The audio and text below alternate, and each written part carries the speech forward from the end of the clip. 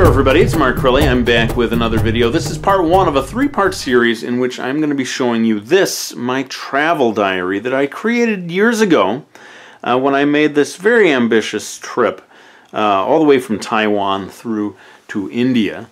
And just so you have something to look at, I'm going to go ahead and jump right in and show you the title page. Kind of significant that right from the beginning I was trying to, I came up with a logo. I was trying to make this look like published work. Now, this book has never been published. I don't expect it ever will be, but it was really great practice.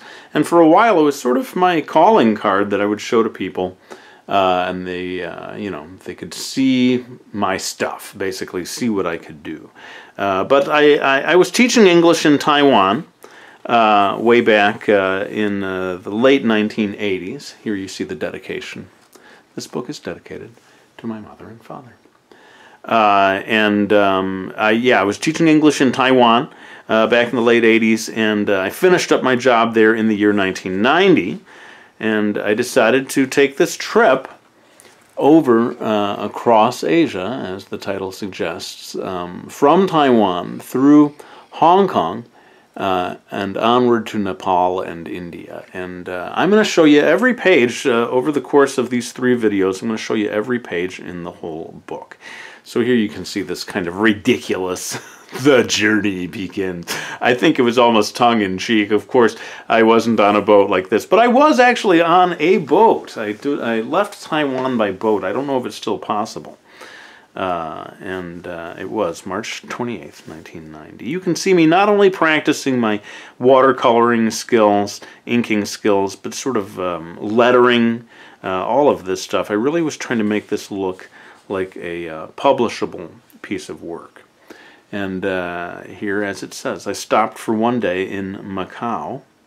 Indeed, very briefly in Macau. And you can see probably a lot of this stuff done looking up at actual windows. We're seeing this sort of bicycle rickshaw mode of transportation, just stuff that I would see in the street. I'm pretty sure that I deliberately thought, I'll do this one in color, I'll do this in black and white, and it'll create this sort of contrast on the page. I was kind of finding my way into the project. So anyway, it says, I stopped for one day in Macau before arriving in Hong Kong. Here you see me doing a kind of crazy cartoony style for suggesting the intense experience of being in Hong Kong with all those skyscrapers and so forth. I think in a way I was almost trying to open up the doors towards including lots of different styles within this project. That's why instead of drawing realistic skyscrapers, I did these, very fanciful, bendy-looking, cartoony skyscrapers. Don't know if I came back to this style, actually, anywhere in the project. But you can see me really just doing my best to take you on the journey with me, I suppose. And I was doing this stuff in hotel rooms. I was doing all of this as it happened almost, sometimes just a few days later maybe. Hong Kong was only a transit point for me. And here I put in almost like spot illustrations, the coat of arms of Hong Kong. I think I drew this looking at a building, a rickshaw driver in Hong Kong Central, mainly for tourists.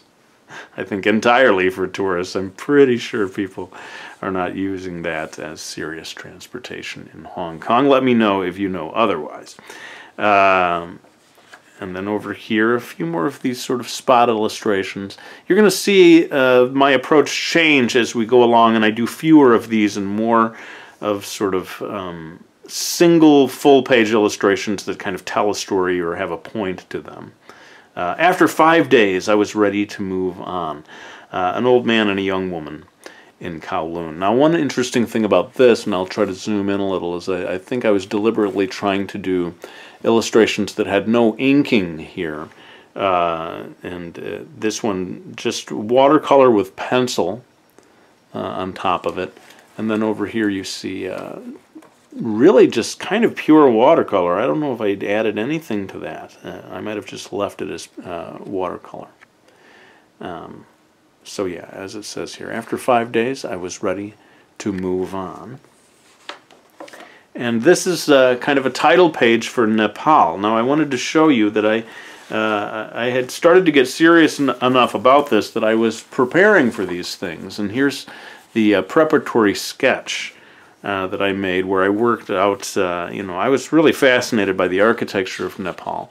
And even the lettering, you can see me sort of practicing so as to create this title page. Again, all of this very based on, you know, wanting it to look like a real book, even though I was not yet a published author or illustrator at this stage. I guess I almost wanted to fool myself into thinking I'd already made it. I was probably getting a little blurry there, but I wanted you to see the detail. I've always been pretty crazy about doing hyper-detailed stuff, and in Nepal, the architecture itself very often is hyper-detailed, and so I was in heaven. I was like, yeah, this is my kind of place.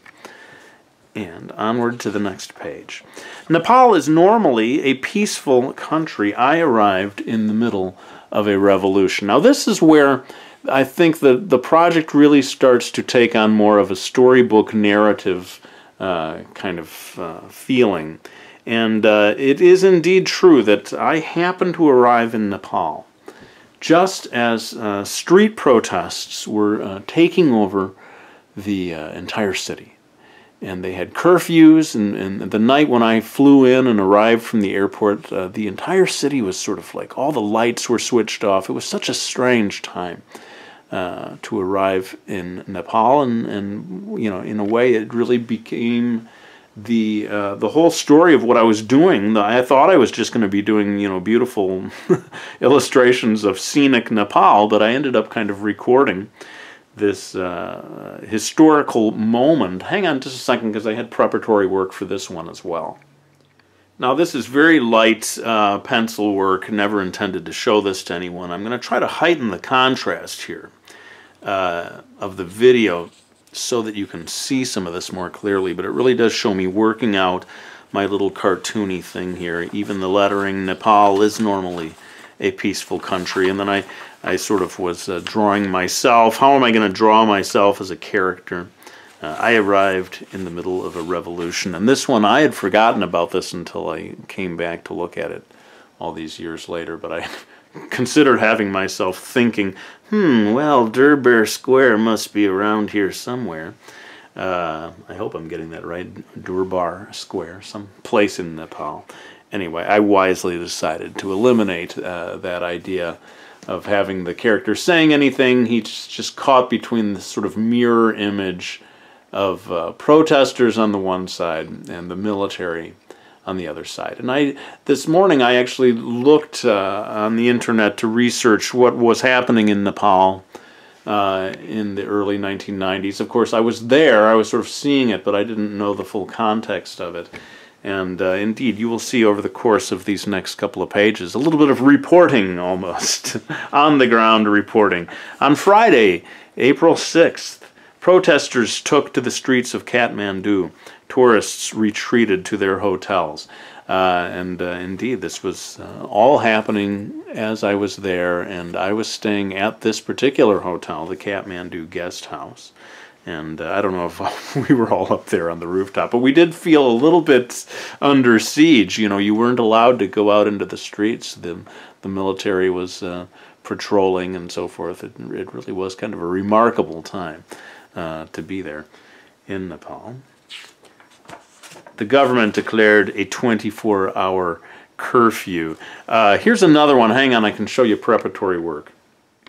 Here you can see a woman in a window that I'm pretty sure I saw as I was out in the street doing sketches. And I went to a lot of trouble of detailing this sort of peacock feather decoration thing that I saw. And over here you can see it's very small in the illustration, but there's that woman that I had sketched and included. So I was finally starting to do kind of professional work in the sense of not just drawing whatever I felt like, but doing preparatory sketches so as to guarantee a good finished result. These cookies, I do still remember, we didn't have access to restaurants and stuff, and we were eating you know, fried rice and cookies, basically, for 3 days. It was a very strange thing. And then here I have my radio. More casualties in Kathmandu today as police opened fire. I was listening to the BBC World Service, as I recall. What does this say here? The people of Kathmandu closed their shops and stayed indoors. So, you know, maybe from the tourist's point of view, not the ideal time to be in Kathmandu, but actually I'm glad in a way to have been there during this remarkable time of change. And here you have me sort of writing happily what occurred. On Sunday, shortly before midnight, the King of Nepal made an announcement. And I don't know if it's appropriate because I did this in a kind of a jokey way, but I did this. This was based on the currency, actually. I think the king was much older than this, but on the currency he looked young. And I have him saying, okay, you can have your multi-party democracy if it's that important to you. And this is a jokey way of relating what actually happened. The king did give in and allow democracy of a sort to begin to be built in Nepal. I know it was not just happy days ahead. I have here I said, and the people rejoiced.